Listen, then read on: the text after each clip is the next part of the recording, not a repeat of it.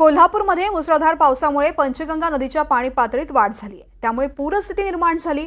अनेक गावात पाणी शिरल्यामुळे नागरिकांचे हाल झालेत। काही ठिकाणी अडकलेल्या नागरिकांचं बचाव कार्यही करण्यात येतंय। कोल्हापूरमध्ये नेमकी काय परिस्थिती आहे पाहूयात एनडीटीव्ही मराठीचा ग्राउंड रिपोर्ट।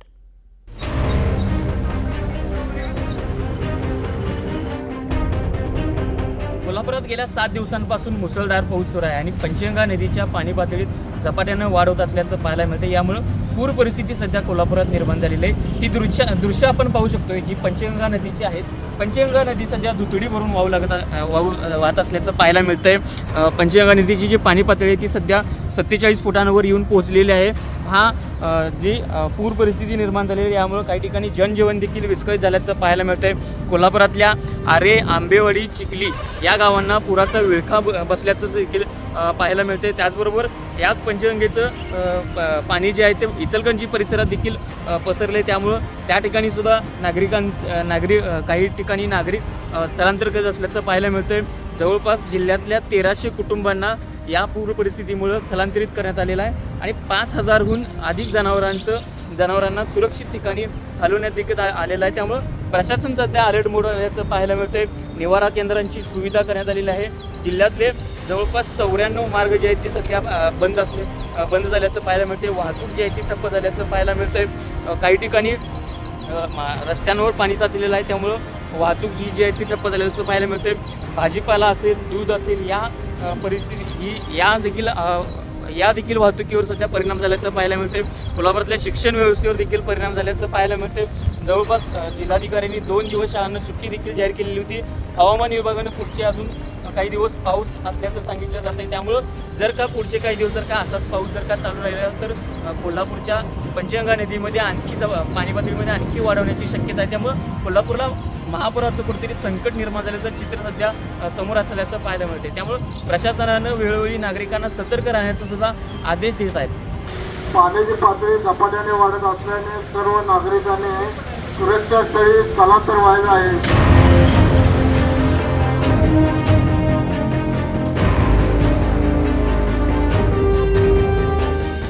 कोल्हापुरात सध्या पूर परिस्थिती निर्माण झाली आहे आणि ज्या भागांमध्ये पाणी आलेलं आहे त्या भागांच्या नागरिकांना स्थलांतरित करण्यात आले।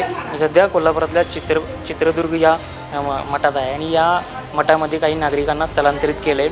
त्यांच्या घरामध्ये पाणी आल्यानंतर या सर्व नागरिकांना या ठिकाणी स्थलांतर करण्यात आलेलं आहे। काही जणांचे संसार या ठिकाणी बसले की काही जणांनी भांडी घेऊन या ठिकाणी सगळेजण दाखल झालेले आहेत। या ठिकाणी काही आजी देखील आहेत जे स्वयंपाक करतात। काय सांगाल आजी, काय तुम्ही खरं तर तुम्हाला सोय केले महापालिकेने, तुम्ही चपाती करतात, काय सांगाल? तुम्हाला महापालिकेनं स्थलांतरित केले, काय सांगाल? इथं ठेवले पूर आले म्हणून? होय, आमची सोय केली चांगली। किती दिवसांपासून आला? आता 4 दिवस झाले की। 4 दिवस झाले? होय। कशी तुमची जेवणाची व्यवस्था कशी? हाय, व्यवस्थित आहे जेवणाची व्यवस्था, सगळं आम्हाला व्यवस्थित आहे। यापूर्वी पूर आल्यानंतर अशीच परिस्थिती होती का? असंच व्यवस्थित म्हणजे आम्हाला कायमच बघत आल्या त्याने। कुठे राहता तुम्ही? महानगर इथं सुतारवाडा। सुतारवाडा? हो। पाणी आले का आता त्या भागात? आले की आमच्या घरात आले। आता इथं किती दिवस झाला आला? 4 दिवस झाले। 4 दिवस झाले। त्याच्या आधी मागच्या 2021 मध्ये अशी परिस्थिती निर्माण झालेली का? मस्त मोठी आमची घरच पाक बोडायला तेव्हा नुकसान लय झाली आमची। आपण पाहिलं की ज्या नागरिकांना या ठिकाणी स्थलांतरित करण्यात आलेलं आहे ते नागरिक या चित्रदुर्ग मठामध्ये दाखल झाले। त्या ठिकाणी महानगरपालिकेच्या अधिकाऱ्यांकडून जेवणाची देखील सोय करण्यात आलेली आहे। आपण पाहू शकतो की या कर्मचारी देखील आहेत। काय सांगाल, कशी सोय केली या नागरिकांच्या जेवणाखाण्याची? कोल्हापूर महानगरपालिकेतर्फे जे पूरग्रस्त भागातील नागरिक आहेत त्यांची राहण्याची सोय कोल्हापूरमधील दसरा चौक चित्रदुर्ग मठामध्ये केलेली आहे व त्यांना रोज सकाळी नाश्ता, दुपारचे जेवण, संध्याकाळचं जेवण हे असे 3 प्रकारे जेवणाची आम्ही व्यवस्था केलेली आहे आणि एकदम व्यवस्थित जेवणाची सुविधा केलेली आहे सर्व नागरिकांची। नक्कीच आपण पाहिलं की ज्या नागरिकांच्या घरामध्ये पाणी आले त्यांना या चित्रदुर्ग मठामध्ये ठेवण्यात आले आणि त्यांची जेवणाखाण्याची सोय महापालिका करते, राहण्याची सोय सुद्धा करते। ही सगळी आपण दृश्य पाहतोय जी सुतारवाडा या परिसरातल्या नागरिकांच्या घरात पाणी आलेलं आहे आणि या नागरिकांना या ठिकाणी स्थलांतरित करण्यात आलेलं आहे। या ठिकाणी काही आणखी देखील नागरिक आहेत, त्यांच्याशी आपण संवाद साधू की काय नेमकी परिस्थिती आहे। काय सांगाल, कधीपासून आहे तुम्ही इथं? कधीपासून आहे तुम्ही इथं? कधीपासून आहे इथं? काही सोमवारपासून? हा सोमवारपासून आलेलो कधी आहे. आलं पाणी? घरात कधी आलं तुमच्या? पाणी सोमवारीच आले की. सोमवारी आलं. होय मग तेव्हापासून सोमवारीच केले आलोय आपण. सोमवारी सकाळी आम्ही इकडे आलेलो आहे. कशी व्यवस्था आहे आहे व्यवस्थित चांगली आहे. जेवणाची व्यवस्था ती सगळी आहे व्यवस्थित. याच्या- चहा पाणी आहे, नाश्ता आहे, सगळं आहे. 2019 पूर आलेला हो त्यावेळेस इथंच. इथंच आले. हो हो इथंच आम्ही येतो. प्रत्येक वर्षी आम्ही इथे येतो. आमची त्यांची शाखा आहे तिकडे राहण्याची आमासनी. हाय सगळे व्यवस्थित आहे. चहा नाश्ता जेवण बिवण सगळे व्यवस्थित आहे. नक्कीच आपण पाहिलं की जिल्हा प्रशासनातर्फे करण्यात आलेली सोय आहे. चित्रदुर्ग मोठामध्ये या शहरातल्या ज्या ठिकाणच्या नागरिकांच्या घरात पाणी आले त्यांना त्या निवारास्थानाची केलेली सुविधा आपल्याला पाहायला मिळते.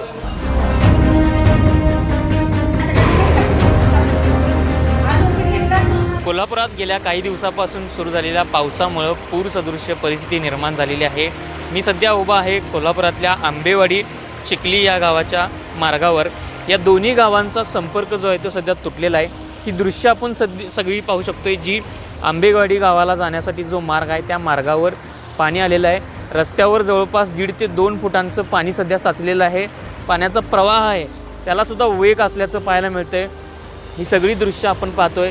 एक पेट्रोल पंप जो आहे तो सुद्धा पाण्याखाली गेलेला आहे. हा जो मार्ग दिसतोय तो वडिनगे या गावाला जाणारा मार्ग आहे. या गावाचा देखील या मार्ग बंद झालेला आहे.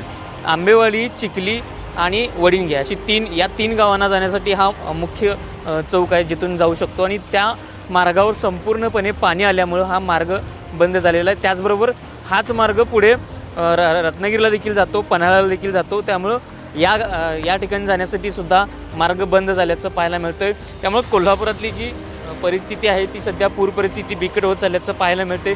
जर कोल्हापुरात आणखी पावसाचा जोर वाढला तर पुन्हा कोल्हापूरला महापुराची जी दाट शक्यता आहे ती सध्या पाहायला मिळते. विशाल पुजारी, NDTV मराठी, कोल्हापूर.